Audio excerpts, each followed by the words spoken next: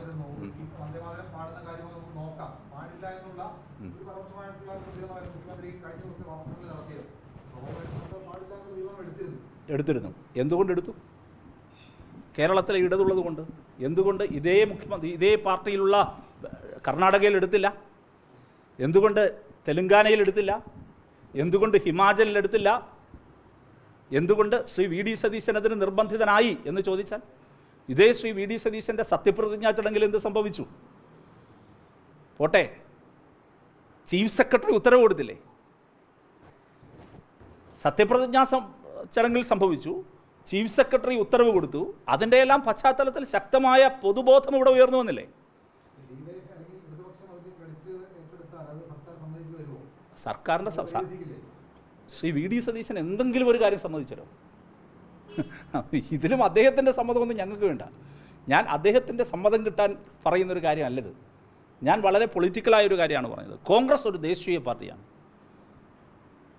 കോൺഗ്രസ് ദേശീയ 1937 AICC സമ്മേളനത്തിൽ ഇതു സംബന്ധിച്ച് വന്ദേ മാതരത്തെ സംബന്ധിച്ച് ഒരു ക്ലാരിറ്റിയോടുകൂടി അന്നൊരു പൊളിറ്റിക്കൽ നിലപാടെടുത്തിരുന്നു ദേശീയ പ്രസ്ഥാനമായ കോൺഗ്രസ്. നെഹ്റുവിൻ്റെ കോൺഗ്രസ്, ഗാന്ധിയുടെ കോൺഗ്രസ്, ടാഗോറിൻ്റെ എല്ലാം അഭിപ്രായങ്ങളെ ആശയങ്ങളെ അംഗീകരിച്ചിരുന്ന കോൺഗ്രസ്.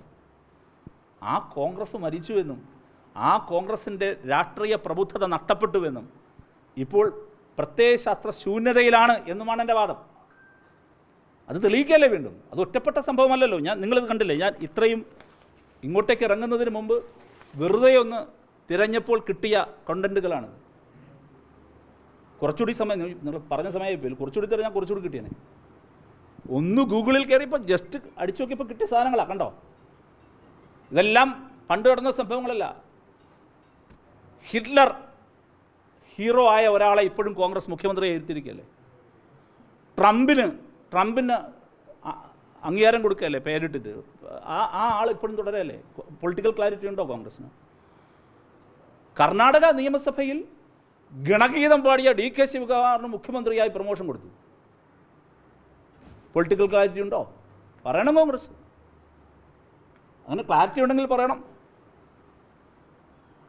ഇവിടെ പണ്ട് സവർക്കറുടെ മുമ്പിൽ തിരികൊളുത്തിയ ശ്രീ വി ഡി സതീശന് മുഖ്യമന്ത്രിയായി സ്ഥാനക്കയറ്റം കൊടുത്തു.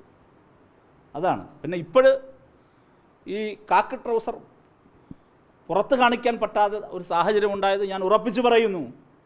രേവന്ത് റെഡ്ഡിക്കും DK ശിവകുമാറിനും ഒക്കെ പറ്റുന്ന ആ ഒരു സൗകര്യമുണ്ടല്ലോ, ഏത് കാക്കി ട്രൗസർ പുറത്ത് കാണിക്കാൻ പറ്റുന്ന സൗകര്യം കേരളത്തിൽ പറ്റാതെ പോകുന്നത് ഒരൊറ്റ കാര്യമുള്ളൂ. അത് കേരളത്തിലെ ഇടത് മതേതര ചേരിയുടെ കരുത്തുകൊണ്ടാണ്. എന്തുകൊണ്ട് കേരളത്തിൽ ഇടതുപക്ഷം കൂടുതൽ ശക്തിപ്പെടേണ്ടതുണ്ട് ഇനിയും എന്നതിൻ്റെ തെളിവാണ് ഇന്നത്തെ ദിവസം എന്നത് വളരെ വ്യക്തമാവുകയാണ്.